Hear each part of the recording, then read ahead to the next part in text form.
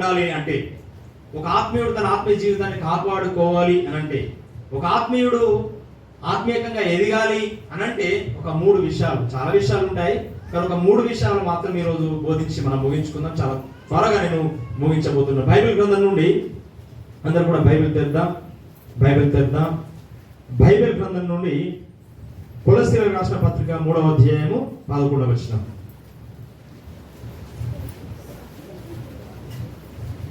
జాంపాల్ వస్తుంది, అంత దూరం వస్తుందా? జూమ్ చేసుకో. కొలస్సీయులకు రాసిన పత్రిక 3వ అధ్యాయం 16వ వచనం కింది లైన్ చదివి సాగరించాడు.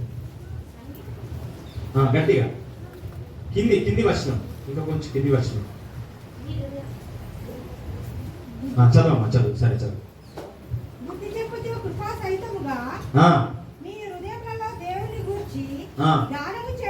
ఓకే, సమస్త విధములైన జ్ఞానముతో క్రీస్తు వాక్యము మీలో సమృద్ధిగా గట్టిగా చెప్పకూడదమ్మా. దేవుని వాక్య కొరకు మనము ఆత్మీయంగా పడిపోకుండా ఈ లోకంలో విశ్వాస జీవితంలో మీరు గమనించండి, చూస్తే కొంతమంది వ్యక్తులు ఏమవుతున్నారు, దేవుని నమ్ముకున్న తర్వాత కొంతకాలానికి ఏమవుతున్నారమ్మా? పడిపోవడం అంటే లోకంలో కలిసిపోవడం. లోకంలో ఏమవుతున్నారు? కలిసిపోతున్నారు. ఎందుకు అని అంటే దేవుని యొక్క వాక్యము అనేటటువంటిది వారి లోపల సమృద్ధిగా నిల్వనిచ్చుకోవట్లేదు. వాళ్ళు దేవుని యొక్క వాక్యాన్ని వారు ఏం చేసుకోవట్లేదంటే సమృద్ధిగా వారి హృదయాల్లో దేవుని యొక్క వాక్యము ఏం కావట్లేదంటే అది ఫలించట్లేదు. వాళ్ళు ఏం చేస్తున్నారంటే పైనే దేవుని యొక్క వాక్యానికి సంబంధించింది వారు పైనే నేర్చుకుంటున్నారు. పైనే చూసి వారు ఏమవుతున్నారు, ఒక 4 సంవత్సరాల తర్వాత వారి విశ్వాసం నుంచి తొలగిపోయి లోకం వైపు ఆకర్షితులై దేవుని యొక్క సన్నిధికి దూరమై లోకంలో కలిసిపోతున్నారు. ఎక్కడ కలిసిపోతున్నారంట? లోకంలో కలిసిపోతున్నారు. కాబట్టి దేవుని వాక్యము ఏం కావాలంట? సమృద్ధిగా మనలో నిలవాలంట. ఎలా నిలవాలంట?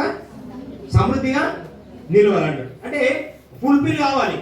దేవుని గురించినటువంటి, అంటే దేవునికి సంబంధించినటువంటి విషయాల్లో, దేవునికి సంబంధించినటువంటి ఆత్మీయత విషయంలో, లేదా దేవుని యొక్క ప్రేమ పొడవు వెడల్పు లోతు అంతా కూడా ఒక ఆత్మీయుడికి అర్థం కాకపోతే కొన్ని సంవత్సరాల తర్వాత వ్యక్తి దేవునికి దూరం అయిపోయి లోకాలు కలిసి తిరిగి దేవుని దూషించే స్థాయికి వస్తాడు.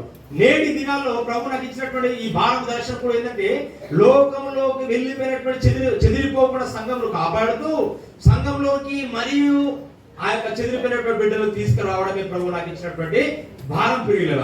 అందుకోసం ఎక్కడ వెళ్ళినా సంఘక్షేమకు సంబంధించిన విషయాలను షేర్ చేసుకుంటుంటాను. కాబట్టి 25 సంవత్సరాలుగా నేను ప్రభుతోటే ఉన్నాను. ఎప్పుడు కూడా ఆ దేవుని విశ్వాసం తొలగిపోకుండా లోకంలోకి వెళ్ళలేదు. కారణం ఏంటంటే దేవుని యొక్క వాక్యము యొక్క లోతు ఏమిటి, అసలు దేవుని యొక్క వాక్యము మనల్ని పరిపూర్ణ చేస్తుంది అనే విషయాన్ని నేను గ్రహించాను. అందుకొరకే దేవుని యొక్క వాక్యంలో స్థిరంగా నిలబడ్డాను. హల్లెలూయా. దేవుని వాక్యంలో స్థిరంగా నిలబడ్డ వారిలో మన బైబిల్ గ్రంథంలో నోవాహు గారిని మనం చూస్తాం. ఎవరిని చూస్తామమ్మా? నోవాహు గారిని మనం చూస్తాం.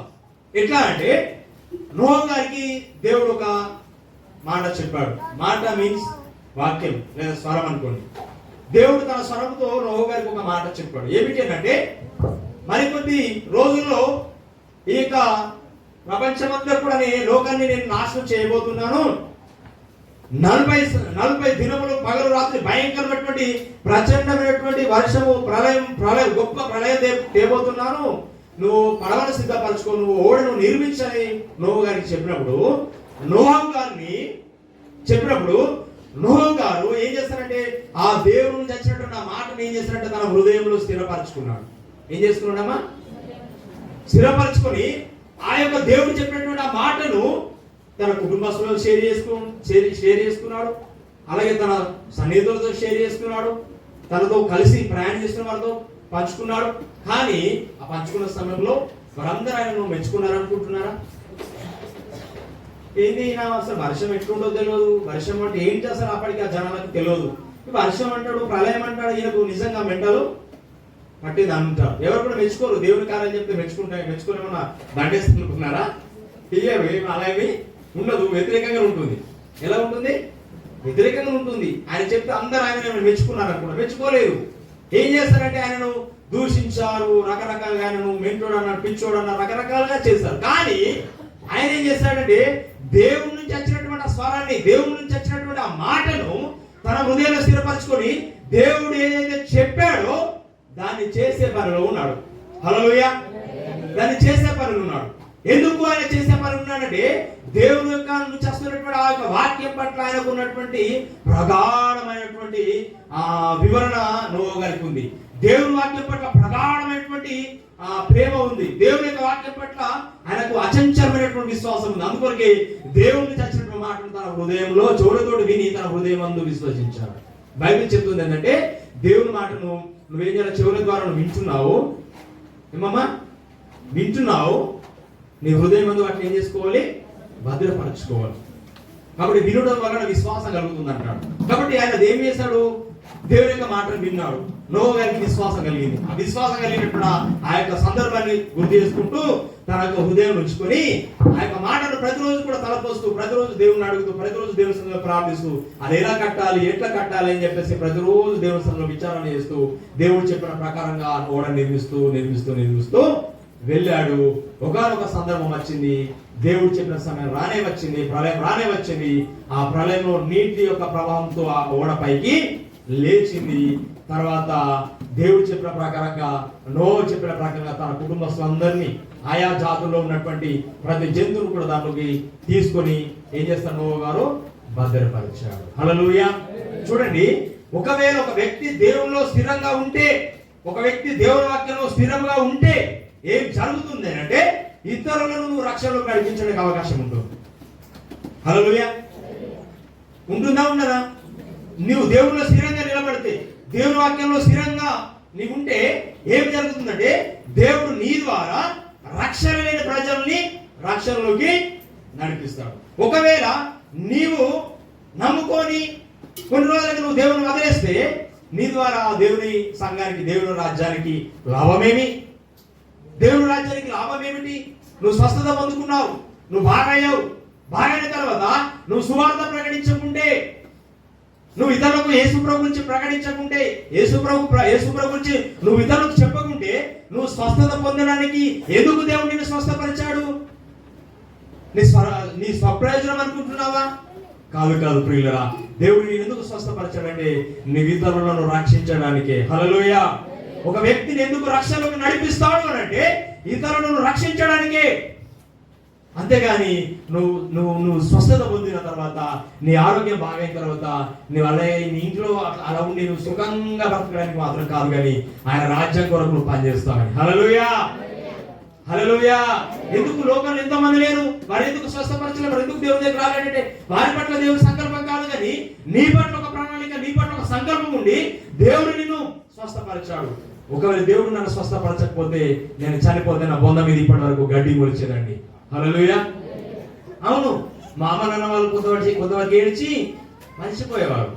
సంవత్సరానికి ఏం చేసేవారు? తిథి పెట్టేవారు. అవునా కదా? కానీ ప్రియులరా, నేను ఒకటే నమ్మాను, ప్రభువా ఒకవేళ నేను చచ్చిపోతే అసలు మా అమ్మ నాన్నల సంగతి అటు పోతే నన్ను ఎవరు గుర్తుంచుకుంటారు? సంవత్సరం ఒకసారి గుర్తొస్తావు కావచ్చు, ఒక 10 ఏళ్ళ తర్వాత కామన్ అయిపోతుంది కదా. అది గ్రహించే ప్రభువా నువ్వు నన్ను స్వస్థపరచావు, నీ సేవ చేస్తాను అన్నాను కనుక తప్పకుండా నీ సేవ కొరకు నిలబడతానని ఆ రోజు తీర్మానం చేసుకున్నాను. హల్లెలూయా. హల్లెలూయా. గట్టిగా చప్పట్లు దేవుని మహిమపరచుదాం. కాబట్టి దేవుని యొక్క వాక్యము మనల్ని స్వస్థపరిచింది, దేవుని యొక్క మాట మనల్ని స్వస్థపరిచింది. అయితే స్వస్థపరచబడ్డ నీవు దేవుని కొరకు ఇప్పటి వరకు 10 సంవత్సరాలు అవుతుండొచ్చు మీరు నమ్ముకొని, 20 సంవత్సరాలు అవుతుండొచ్చు. ఒకసారి జ్ఞాపకం చేసుకో, దేవుని రాజ్యం కొరకు నేను ఏమైనా చేశాను? ఎస్, నేను ఒప్పుకుంటాను. నేను గుండెల మీద చేయబెట్టి చెప్తాను, నేను దేవుని రాజ్యం కొరకు సేవకుని సహకారంలో, దేవుని యొక్క సేవకునికి సహకారంగా ఉండడానికి నేను కొంతైనా నిలబడ్డాను ప్రభుని. గుండెల మీద చేయబెట్టుకుని అటోలో వెళ్ళడానికి డబ్బులు లేక 3 కిలోమీటర్లు మోసుకుని వెళ్ళేది మందిరానికి, 3 కిలోమీటర్లు తీసుకొని వచ్చి పెట్టేది. కానీ నేను ఎప్పుడు విసుకోలేదు. హల్లెలూయా. ఎప్పుడు విసుకోలేదు. నాకు విసుక అనేది నాకు రాలేదు, కానీ నాకు సంతోషం అనిపించింది. ఎందుకు? ఎవరికి లేనటువంటి గొప్ప భాగ్యము ప్రభు మనకిచ్చారు. హల్లెలూయా. హల్లెలూయా. చాలా మంది ప్రియుల సంఘాలలో నేటి దినాలు ఏమైపోయిందంటే సేవకునితో కలిసి, సేవకుని యొక్క పరిచయంలో కలిసి ఎంతమంది నేడున్నారండి. నాకు బాధేస్తుంది. నాతో నేను ప్రభు నమ్ముకున్న తొలి దినాల్లో నాతో 5 కలిసి పనిచేశాను. అందరూ యవనస్తులము, 17-18 సంవత్సరాల వయసు. నాతో కలిసి అందరం కలిసి మేము ప్రార్థన చేసుకునే వాళ్ళం. ప్రతిరోజు సాయంత్రం కలిసి ప్రార్థన చేసుకునే వాళ్ళం. కానీ ఆ 5గురిలో నాతో ఎవరు లేరు చివరి వరకు. నేను ఒక్కరినే మిగిలాను. హల్లెలూయా. వాళ్ళందరూ లోకంలో కలిసిపోయారు. బాధ అనిపిస్తుంది కొన్నిసార్లు. ఎందుకొరకు అంటే ప్రియులరా, మన జీవితంలో మనం అనుకుంటాం మనతో కలిసి ప్రయాణం చేస్తున్నవారు, మనతో కలిసి జీవిస్తున్నవారు అంతం వరకు నీతో కలిసి వస్తారని నువ్వు భ్రమపడద్దు. హల్లెలూయా. భ్రమపడద్దు. నా స్నేహితుడు అనుకుంటాం, నా బెస్ట్ ఫ్రెండ్ వీడు అనుకుంటాం. కానీ ఒకనొక సందర్భం వచ్చిన తర్వాత ఆ బెస్ట్ ఫ్రెండ్ కూడా వదిలేసి వెళ్ళిపోతాడు. కానీ ప్రభువు నీతో ఉన్నాడన్న సంగతి నువ్వు మర్చిపోవద్దు. ప్రభు నీతో ఉన్నాడన్న సంగతి నువ్వు మర్చిపోవద్దు. ప్రభు పరిచర్య కొరకు నీవంతైనంత మట్టుకు నువ్వు కష్టపడాలి. హల్లెలూయా. ప్రియులారా, వారందరూ ఆగిపోయారు. కానీ ఎందుకో ప్రభు నన్ను ఇప్పటి వరకు ఆగకుండా ప్రభు కృపలో నడిపిస్తున్నా. మనం బస్ డ్రైవర్ లాగా పనిచేయాలి. మనం ఎట్లుండాలంట? బస్ డ్రైవర్ లాగా. ఈ ప్యాసింజర్ మధ్య ఎక్కుతారు, వీళ్ళు దిగిపోతారు స్టేజ్ లాగా. కానీ మనం బస్ స్టేషన్ వెళ్ళే వరకు మనం ఉండాలి. ప్రియులారా, చాలా సార్లు మనం అనుకుంటాం, అయ్యో ఆ వ్యక్తి నాతో మందిరానికి వచ్చేవాడు, ఆ వ్యక్తి వస్తే నేను మందిరానికి వస్తుంటుంది కావచ్చు, ఆ వ్యక్తి రాకపోవడం బట్టి నేను కూడా ఆగిపోయాను బ్రదర్ అని చెప్తారు చాలా మంది. అలా ఉండొద్దు. ఆయన జీవితానికి నీకు సంబంధం లేదు. ఆత్మీయత విషయంలో ఎవరికి అజమాయిషీ లేదండి. హల్లెలూయా. హల్లెలూయా. ఆత్మ సంబంధమైన విషయంలో ఇవన్నీ కూడా ఏమీ కుదరవు. ఆయన వస్తే నేను మందిరానికి వస్తా, ఆయన రాకుండా నేను రానండి, ఇవేం కుదరవు దేవుని దృష్టిలో. ఆయన జీవితానికి ఆయన సాక్ష్యం చెప్పుకో, ఆయన బాధ్యుడు. నీ ఆత్మకు నువ్వే బాధ్యుడు. కాబట్టి ప్రియులారా, ప్రభు పరిచయంలో ప్రభు నిన్ను స్వస్థపరిస్తే కొంతైనా ప్రభు కొరకు నీ యొక్క శరీరాన్ని నువ్వు వాడుతున్నావా? హల్లెలూయా. నోవహు గారికి దేవుడు చెప్పాడు ఓడ నిర్మించమని. ఆయన ఏం చేశాడు? తన శరీరాన్ని, తన సమయాన్ని, తన ధనాన్ని దేవుని కొరకు పెట్టుబడిగా పెట్టి ఏం చేస్తాడు? ఓడ నిర్మించాడు. ఆ ఓడ నిర్మాణంలో తన అంతగా ప్రయాసపడని బట్టి దేవుడు నోవహు గారిని విడిచిపెట్టలేదు. నిందారహితుడని సాక్ష్యం ఇచ్చాడు. హల్లెలూయా. నోవహు గారి గురించి బైబిల్ ఉంటుందండి. ఆయన నిందారహితుడు రాయబడి ఉంటుంది. ఎంత చక్కని సాక్ష్యాన్ని నోవహు గారు పొందుకున్నాడండి. తన కుటుంబం అందరిని రక్షించుకున్నాడు. కారణం ఏంటి ప్రియులారా? నీవు చివరి వరకు నిలబడితే నీ కుటుంబం రక్షించబడుతుంది. నేను నమ్ముకుంటానని చెప్పేసి ఆమె సాక్ష్యం చెప్పింది. హల్లెలూయా. ఎందుకంటే ప్రియులారా, మనం చివరి వరకు మనం నిలబడాలా. ఎప్పుడు నువ్వు నిలబడతావు అంటే దేవుని యొక్క వాక్యము నీలో నివసించాలా. సమృద్ధి నివసిస్తే ఆ వాక్యం నేను ఏం చేస్తుందంటే తడుతూ ఉంటుంది. ఆ వాక్యం నేను ఎప్పుడు కూడా ఏం చేస్తుంది? ప్రేరేపిస్తుంది. ఆ వాక్యం నేను ఎప్పుడు కూడా, నువ్వు తప్పిపోయే మార్గం ఉన్నప్పుడు ఆ వాక్యంతో దేవుడు నీతో మాట్లాడతాడు. నీ హృదయంలో నుంచి, నీలో నుండే దేవుడు మాట్లాడతాడు. ఎవరు అవసరం లేదు, ఎక్కడో పరిగెత్తవలసిన అవసరం ఏం లేదు. దేవుని వాక్యం నీలో సమృద్ధిగా నిలిస్తే ఆ వాక్యం నేను హెచ్చరిస్తుంది. నువ్వు రాంగ్ రూట్ వెళ్తున్నప్పుడు, తప్పు మార్గంలో వెళ్తున్నప్పుడు ఆ వాక్యం నిన్ను గద్దిస్తుంది. ప్రియులారా, హల్లెలూయా. కొన్నిసార్లు మనకున్న పరిస్థితులను బట్టి ఏమవుతామంటే, ఏం కదలే, ఇది ఒక చిన్నదే కదా, దేవుడు మన పరిస్థితిని అర్థం చేసుకుంటాడు అనుకుంటా. నేను ఏంటంటే నా బాడీకి పడక హీట్ అయింది, వేడై నా నోరంతా పొక్కులు అయిపోయింది, నోట్లు అన్ని కూడా బొబ్బలు వచ్చేసింది. ఆ రకంగా 3 నుంచి 4 నెలలు టైం పట్టి నేను కోలుకోవడానికి. ఆ 4 నెలల కాలంలో ప్రభు నాకు అనేక విషయాలు నేర్పించాడు. అప్పుడు ఏమైంది, నాకున్నటువంటి ఈ యొక్క ఆలోచన సంపూర్తిగా పక్కకు పడేశారు. ప్రభువా సేవ చేస్తాను ప్రభువా అని చెప్పి అప్పటి నుండి పూర్తి సేవలోనే ఉన్నాను. హల్లెలూయా. అంటే కొన్నిసార్లు మన కుటుంబంలో ఎదురవుతున్న పరిస్థితులను బట్టి మన నిర్ణయాలు మార్చుకుంటాం. అప్పటి నుంచి 2006 నుండి ఇక పూర్తిగా ప్రభు పరిచర్యలో వెళ్తూనే ఉన్నాను. 19 సంవత్సరాలు అవుతుంది ఇప్పటికీ ప్రభు పరిచర్యలో. హల్లెలూయా. కాబట్టి ప్రియులారా, ఆ నోవహు గారు స్థిరంగా ఉండడాన్ని బట్టి తన కుటుంబాన్ని రక్షించుకున్నాడు. అదే నోవహు గారి యొక్క ఆత్మీయ స్థితి పాడవుతే తన కుటుంబము ఏమవుతుండే?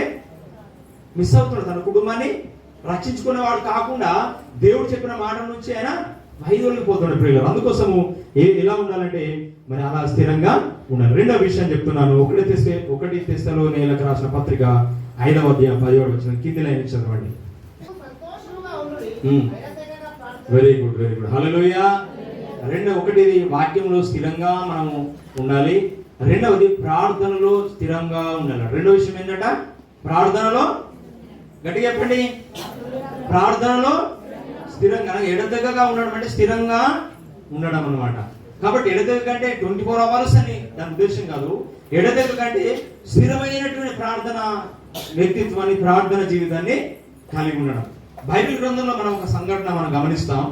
ఏలియా గారు ఆయన ప్రార్థన స్టైల్ మనం గమనిస్తే 3.5 సంవత్సరాలకు ఉంటే ముందు చేసిన ప్రార్థనలోను, 3.5 సంవత్సరాల తర్వాత చేసిన ప్రార్థనలోను కూడా ఒకటే స్థిరమైన ప్రార్థన కనిపిస్తుంది. 3.5 సంవత్సరాల కంటే ముందు, ప్రభువా వీరికి మానవస్సు కావాలి, వీరు బుద్ధి మారాలంటే వర్షం 3.5 సంవత్సరాలు వర్షం పడదు ప్రభు అని ప్రార్థన చేస్తే 3.5 సంవత్సరాలు వర్షం పడకుండా అలా ఆగింది. 3.5 సంవత్సరాల తర్వాత చేసినటువంటి ప్రార్థన కూడా అదే శక్తివంతమైన ప్రార్థన కనిపిస్తుంది మనకు. ఆ 3.5 సంవత్సరాల గ్యాప్ లో ఎక్కడ కూడా ఆయన ప్రార్థన జీవితం తగ్గినట్టుగా ఉండదు ఏలియా గారిది. కారణం ఏంటంటే వారు దేవుణ్ణి అంతగా ప్రేమించారు, అంతగా వారు దేవుణ్ణి ఇష్టపడ్డారు. అందుకోసం ప్రియులరా, ప్రార్థన, స్థిరమైనటువంటి ప్రార్థన జీవితాన్ని మనము కలిగి ఉండలేకపోతున్నాం. ఎందుకొరకంటే నేటి దినాల్లో ప్రియులరా మీరు గమనించండి, వాక్యం ఎంతైనా చెప్తున్నారు, కొత్త కొత్త విషయాలు, ఎన్నైనా రహస్యాలు, మర్మాలు బోధిస్తున్నారు. కానీ ఒక 30 నిమిషాలు ప్రార్థన చేయమా నీ సంఘం కొరకు, నీ దేశం కొరకు 30 నిమిషాలు ప్రార్థన చేయాలంటే చేయలేకపోతున్నారు నేటి క్రైస్తవంలో ఉన్నటువంటి సంఘ సభ్యులు. కారణం ఏంటంటే ప్రార్థన అనేటటువంటిది మోకాల్లో ఒక 30 నిమిషాలు ఉండి ప్రార్థన చేయండి అంటే చేయలేకపోతున్నారు ప్రియులరా. వాక్యాన్ని ఒక గంట సేపు వినగలుగుతున్నావు, కానీ ఒక 30 నిమిషాలు వ్యక్తిగతంగా ప్రార్థన అనేటటువంటి ఆ యొక్క అనుభవంలోకి విశ్వాసులు నేటి కాలంలో రాగలేకపోతున్నారు ప్రియులరా. అందును బట్టి మన జీవితంలో కార్యాలు జరగట్లేదు. హల్లెలూయా.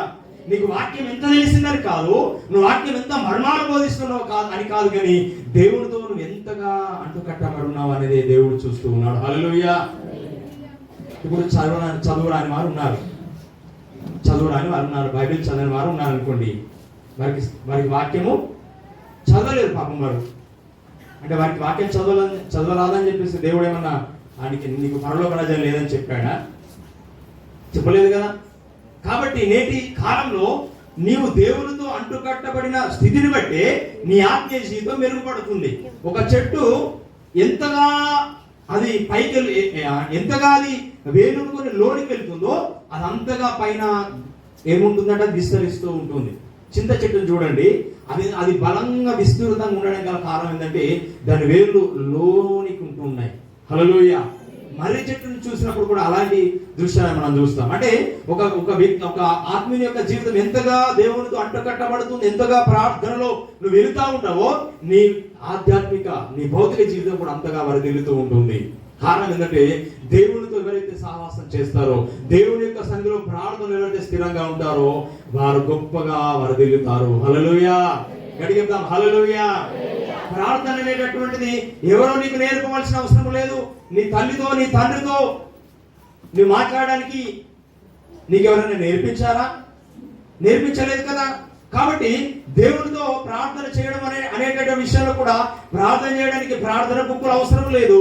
ప్రార్థన అనేటటువంటిది దేవునికి నీకు కలిగినటువంటి, అది జీవానికి సంబంధించినది, అది హృదయానికి సంబంధించినది. కనుక నువ్వు మోకరించి నీకు ప్రార్థన చేయరాకపోయినను నువ్వు ప్రార్థన చేయాలి. హల్లెలూయా.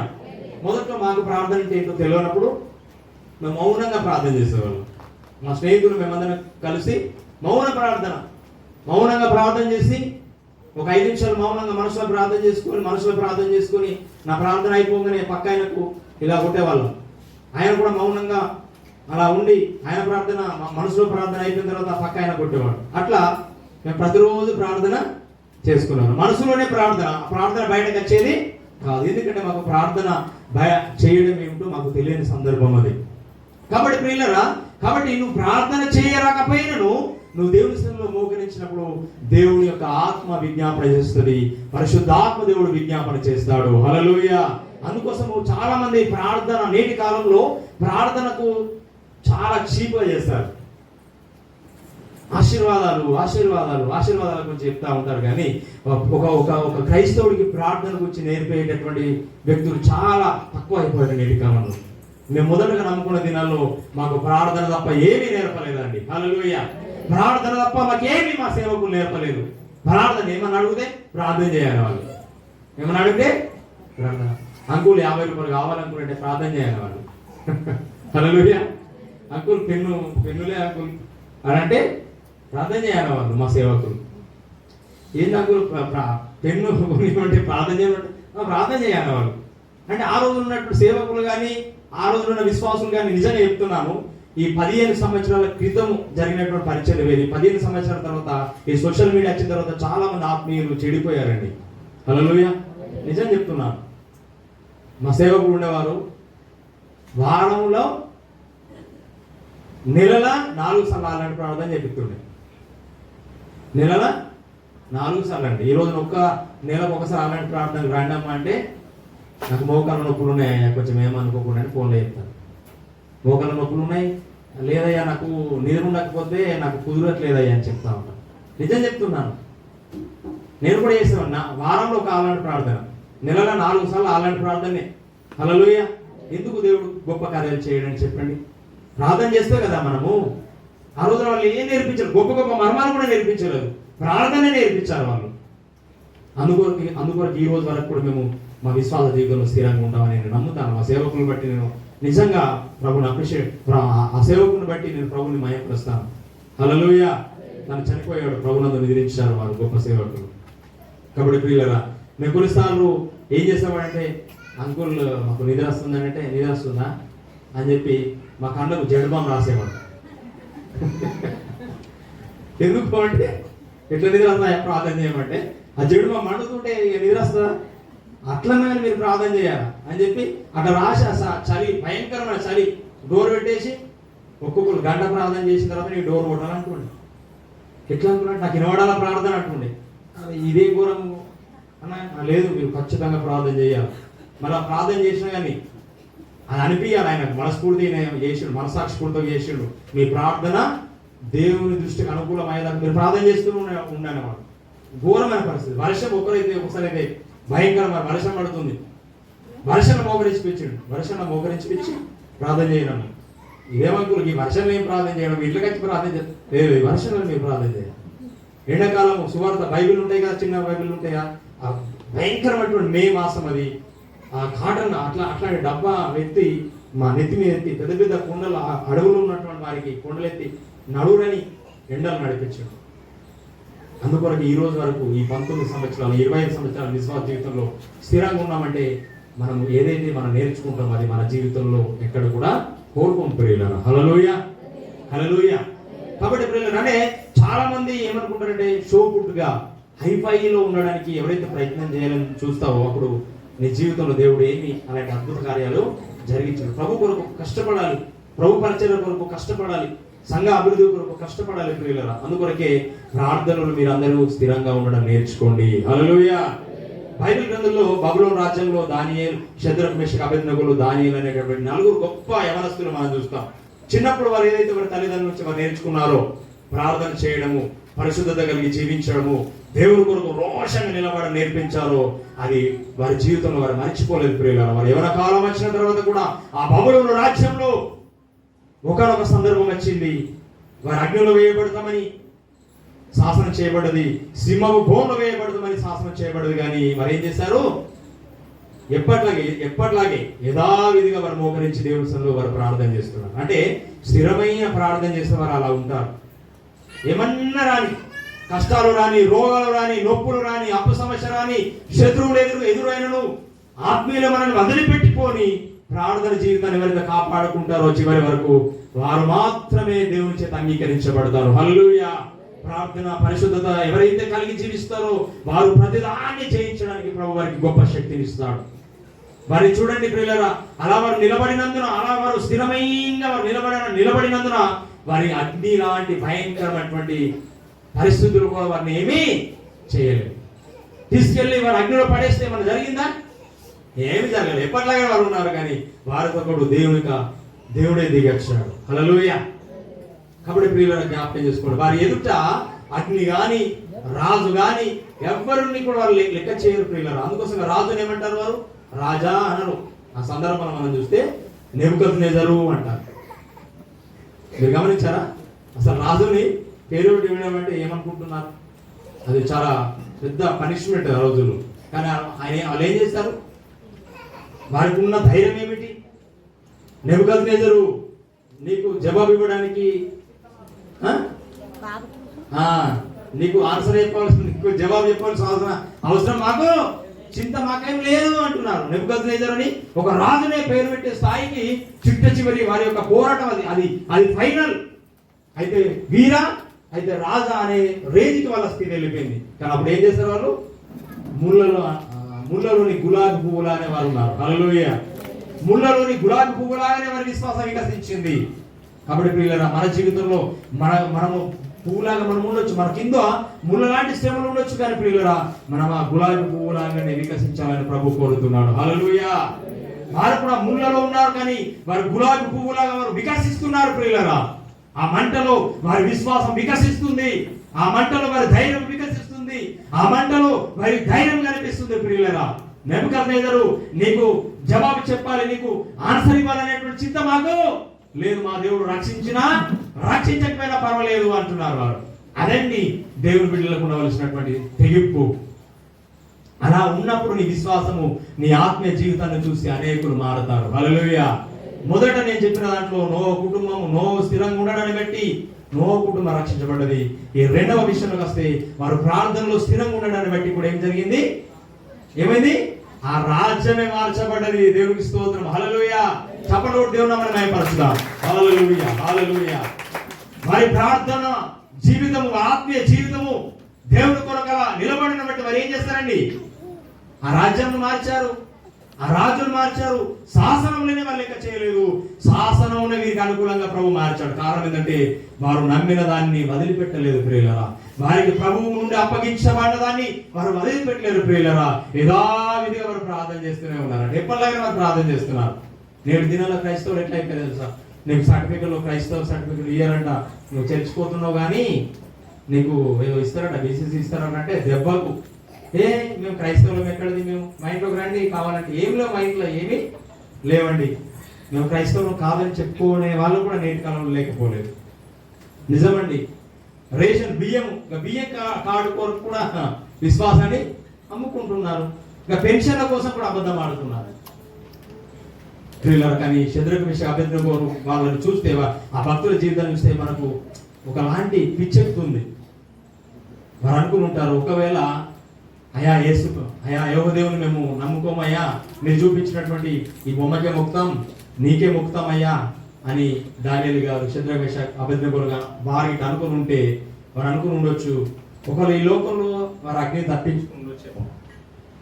ఒకవేళ రాజుకు మీరు సరెండర్ అవుతే వారు అగ్నిలో వేయకుండా కాపాడబడుతుండే కావచ్చు.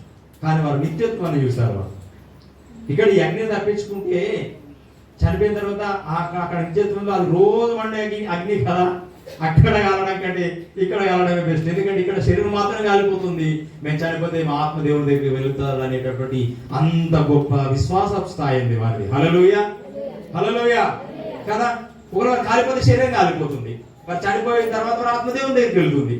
కానీ ఒకవేళ ఈ లోకంలో ఆ రాజు అయిన అగ్నికి వారు ఆహుతి కాకుండా వారు కాపాడబడితే అప్పటికి భౌతికంగా వారు కాపాడబడుతుంది కావచ్చు, కానీ వారి ఆత్మ ఇక్కడ ఉంటుండే, నిత్య నరకాలు ఉంటుండే. అంటే అంతగా వారు దేవుణ్ణి ప్రేమించారు, అంతగా దేవుని రాజ్యాన్ని వారు ప్రేమించారు.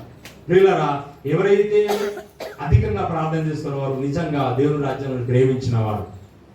దేవుని రాజ్యాన్ని ప్రేమించిన వారే అధికంగా ప్రార్థన చేస్తారు. దేవుని సంఘమును ప్రేమించిన వారే అధికంగా ప్రార్థన చేస్తారు. నశిస్తున్న ఆత్మల పట్ల భారం కలిగిన వారే అధికంగా ప్రేమిస్తారు, అధికంగా ప్రార్థన చేస్తారు. ఎందుకంటే ప్రియులారా, ప్రార్థన చేసే వారికి దేవుడు బాధ్యతలను ఇస్తాడు. హల్లెలూయా. ప్రార్థన చేయకుండా 3 పూటల కడుపు నిండా తిని అలా తొంగుండే వారికి దేవుని రాజ్య భారము దేవుడు అప్పచెప్పడండి. నేటి దినాల్లో మీరు గమనించండి, చాలా మంది సేవకు ఎందుకు వస్తారంటే పోషణ కొరకు కాదు, జీవనోపాధి కొరకు కాదు, కానీ దేవుని పిలిపించాడు, ఆ పిలుపు కొరకు పని చేద్దామని అనేకమైనటువంటి కొందరైతే మంచి మంచి ఉద్యోగాలు వదులుకొని వస్తారు, మంచి మంచి సాలరీని వదులుకొని వస్తారు. ఎందుకంటే ప్రభు పిలిచాడని, ప్రభు బాధ్యత అప్పచెప్పాడని అచ్చి పరిచయం చేస్తూ ఉంటాడు. కాబట్టి ప్రియులారా, ప్రార్థనలో మనం స్థిరంగా ఉంటే దేవుడు మనల్ని దీవిస్తాడు. 3వ అంశం చెప్పి ముగిస్తాను. 5 నిమిషాలు 5-10 నిమిషాలు ముగించుకుందాం. అలాగే బైబిల్ గ్రంథం హెబ్రీ పత్రిక 10వ అధ్యాయము 24 వచనం, 10వ అధ్యాయము 24 వచనం, హెబ్రీ పత్రిక.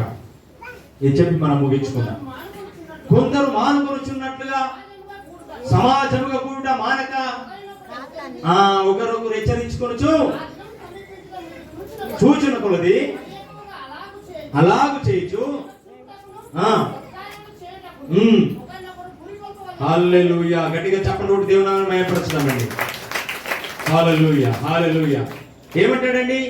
3వ అంశం ఏంటంటే సంఘ సావాసంలో స్థిరంగా ఉండాలి. మొదటిది దేవుని యొక్క వాక్యము స్థిరంగా ఉండాలి, రెండవది ప్రార్థనలో స్థిరంగా ఉండాలి, మూడవది ప్రాముఖ్యమైనటువంటిది సంఘ సహవాసంలో స్థిరంగా ఉండడం నేర్చుకోవాలి. చాలా మంది విశ్వాసులు స్థిరంగా ఉన్నారండి.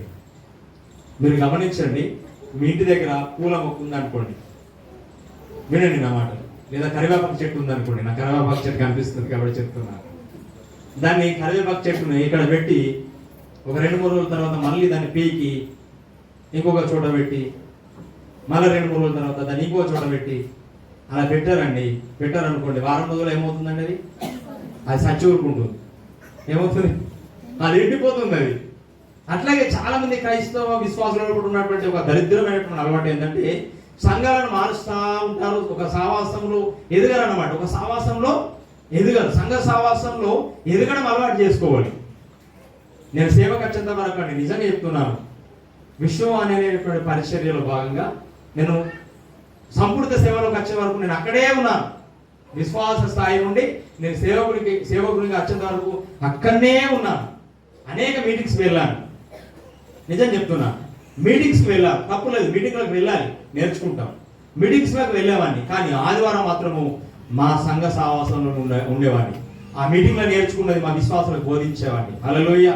నేను విశ్వాసం అప్పటికి, కానీ మా పాస్టర్ గారు కొన్నిసార్లు రాకపోతే నేనే ఆ మీటింగ్ ఉన్నటువంటి వాక్యాన్ని మా విశ్వాసాలకు బోధించేవాడిని. ఎందుకు అంటే మా విశ్వాసాలు బలంగా ఉండాలని. హల్లెలూయా. మా విశ్వాసాలు స్థిరంగా ఉండాలని. మా సేవకునికి నేను సహకారంగా ఉండేవాడిని. మా సేవకునికి చాలా ఒక కుడి భుజంగా ఉండేవాడిని. కొన్నిసార్లు సేవకుడు ఆదివారం వచ్చి దేవుని వాక్యం చెప్పి వెళ్ళిపోతా ఉంటే ఆ ఆదివారం ఎవరెవరైతే మందిరానికి రాలేదో ఆ ఆదివారం రాత్రి వాళ్ళ ఇంటికి వెళ్ళి 12 అయినా సరే వాళ్ళ ఇంటికి వెళ్ళి, అంకుల్ ఎందుకు రాలేదు మందిరానికి ఈరోజు? అమ్మ నువ్వు ఈరోజు ఎందుకు మందిరానికి రాలేదు? ఖచ్చితంగా నువ్వు మళ్ళా చాలా నువ్వు మందిరంలో ఉండాలని విశ్వాసులు అందరి ఇళ్ళకి తిరిగేవాడు. నేను విశ్వాసంగా ఉన్నాను అప్పటికి, నేను సేవకునే కాదు. ఎందుకు? వాళ్ళు నా చుట్టమా, లేకపోతే వాళ్ళు రక్షించబడితే నాకేమన్నా లాభం వస్తుందా? నా ఆశ ఏంటంటే వాళ్ళందరూ మందిరానికి రావాలి, వాళ్ళందరూ దేవుడి ప్రేమను తెలుసుకోవాలని ఆశతో ప్రతి ఒక్క విశ్వాసం ఇంటికి పోయి పనిలోనే లేపి మరి నువ్వు ఈరోజు ఎందుకు రాలేదు అడిగేవాడిని. హల్లెలూయా. అట్లా ఆ సంఘం కొరకు, ఆ సంఘ అభివృద్ధి కొరకు నేను పనిచేసినటువంటి సాక్ష్యం అండి. ఇప్పటికి నేటికి అడగండి పాస్టర్ గారికి, కీర్తి కుమార్ రాయ గారికి చాలా మంది తెలుసుకుంటారు. నాకంటే పెద్ద వయసు వారు కాబట్టి వారు చాలా మంది పరిచయస్తులు ఉంటారు. ప్రియులారా, ఎందుకంటే ఒక సంఘ అభివృద్ధి కొరకు ఒక విశ్వాసి కేవలము సేవకుడు మాత్రమే కష్టపడితే పని కాదు. దేవుని బిడ్డలారా, మనం అందరం కలిసి దేవుని పని చేయాలా. హల్లెలూయా, హల్లెలూయా. అందుకోసం సంఘ సహవాసానికి దూరం కావద్దు. సంఘంలోకి వచ్చినప్పుడు కొన్ని ఇబ్బందులు ఎదుర్కొంటాం. తోటి విశ్వాస ద్వారా కొన్నిసార్లు కొందరికి పడదు. వారి మనస్తత్వాలను బట్టి కొన్నిసార్లు మనం నొచ్చుకుంటాం. ఎందుకంటే ప్రియులారా, ఒక కుటుంబంలో ఉన్నటువంటి అన్నదమ్ములకు పడనప్పుడు మనం ఎక్కడెక్కడ నుండో వచ్చినప్పుడు మన మధ్యలో కూడా కొన్ని అభిప్రాయ భేదాలు ఉండడం తప్పేమి కాదు. హల్లెలూయా. తప్పంటారా చెప్పండి? ఇప్పుడు మా తమ్ముడు ఉన్నాడు, నేనున్నా, మా అక్కలు ఉన్నారు, అందరి ఆలోచనలు ఒకలా ఉంటాయా? ఉండయి. అది కామన్. అది ఎందుకంటే ఒకరు ఒక్కొక్కలాగా ఆలోచిస్తే మన మనుషులమే కాదు, అందరు వేలు ముద్రలు ఒకలా ఉన్నాయా? లేవు. అలాంటప్పుడు అందరి ఆలోచనలు ఒకలా ఉంటాయని అనుకోవడం బుద్ధిహీనత. కాబట్టి కొన్ని సంఘాలలో ఏమవుతుందంటే కొన్ని కలహాలు ఏర్పడుతుంటాయి. కొన్ని సమస్యలను బట్టి ఒకరినొకరు మాట్లాడుకోరు ప్రియులారా. కానీ దేవుని వాక్యం ఏం చెప్తుందంటే ఒకరిని బట్టి ఒకరు పురికొల్పబడాలంట. హల్లెలూయా. ఒకరినొకరు ఏం చేసుకోవాలి? పురికొల్పుకోవాలి. ఒకరినొకరు ఉజ్జీవింప చేసుకోవాలి ప్రియులారా. ఒకరినొకరు పురికొల్పుకోవాలి, ఒకరినొకరు సహకరించుకోవాలి. సంఘముగా, సమాజం కనుక మనం అందరం సంఘముగా ప్రతి ఆదివారం దేవుని యొక్క మందిరంలో ఉండడం మనం అలవాటుగా చేసుకోవాలి. ఆనాడు ఆది అపోస్తుల కాలంలో మనం గమనిస్తే, అపోస్తుల కార్యంలో మనం గమనిస్తే, ఆ యొక్క అపోస్తులు ఏం చేస్తారంటే వారు దినదినము ప్రతిరోజు రొట్టె విరుస్తూ ఇంటింట వారు కూడుకున్నారని దేవుని వాక్యం చెప్తుంది. కారణం ఏంటంటే, ఎందుకు కూడుకున్నారు అంటే వారి సహవాసంలో మార్పు రాకూడదని. ఒక చైన్ లాగా ఉండాలి మనం ఎప్పుడు. హల్లెలూయా. ఒక వ్యక్తికి ఏదైనా సంఘంలో ఇబ్బంది కలిగితే, అనారోగ్యం ఏర్పడితే, నువ్వు వెళ్ళి ఆ సహోదరుని దగ్గరికి వెళ్ళి ఏం చేయాలి? ఓదార్చాలి, ధైర్యపరచాలి, ఆమె కొరకు ప్రార్థించాలి.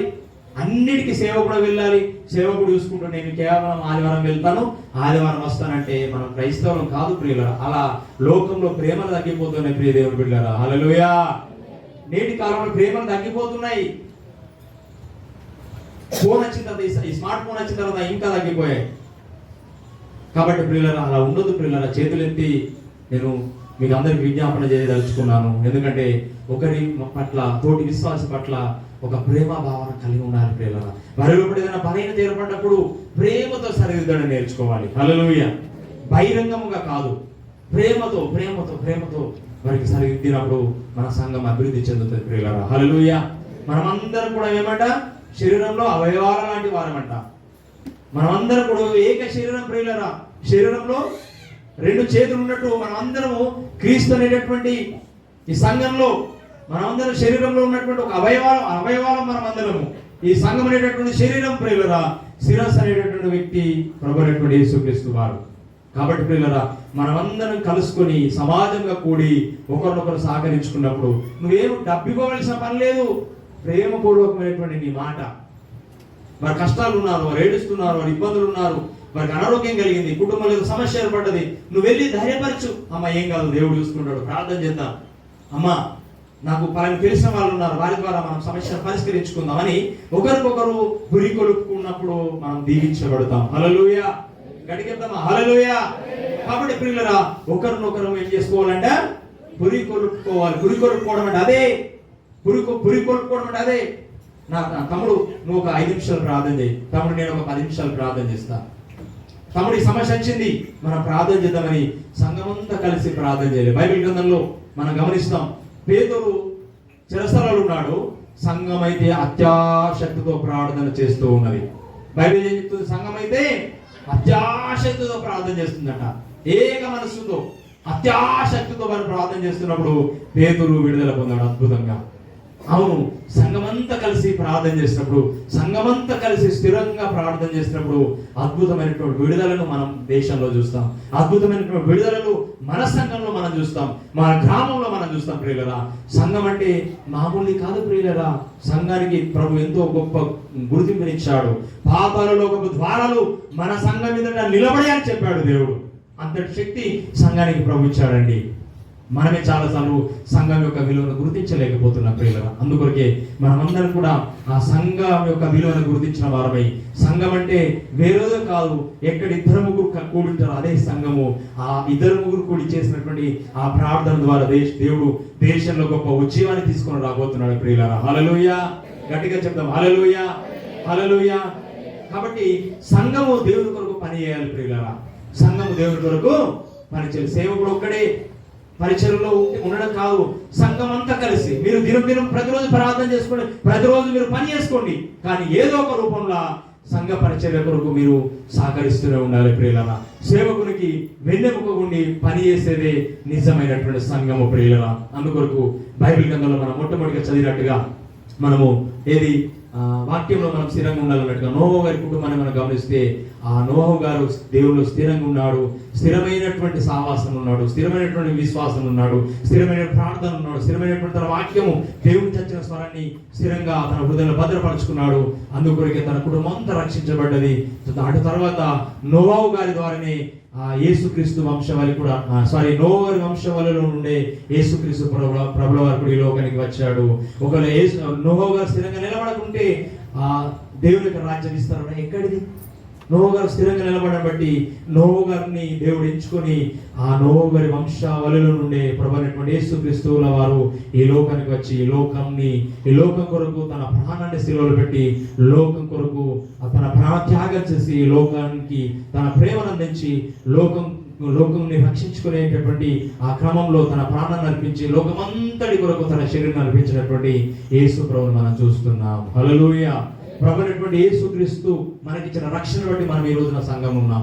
దానంతటి కారణము ఏమిటో మనం గుర్తించాలి. మనం స్థిరంగా ఉంటే మనం అనేకుల్ని రక్షిస్తాం. కాబట్టి మన విశ్వాసాన్ని కాపాడుకుందాం, ప్రార్థనలో స్థిరంగా ఉందాం, సంఘ సావసంలో స్థిరంగా ఉందాం, వాక్యంలో స్థిరంగా నాటబడిన వారు ఉందాం. ఆ రకంగా ప్రభు యొక్క పరిచయను మనం విస్తరింపజేద్దాం. ఇటు మాటలు ప్రభు దీవించి ఆశీర్వదించును గాక. ఇచ్చినటువంటి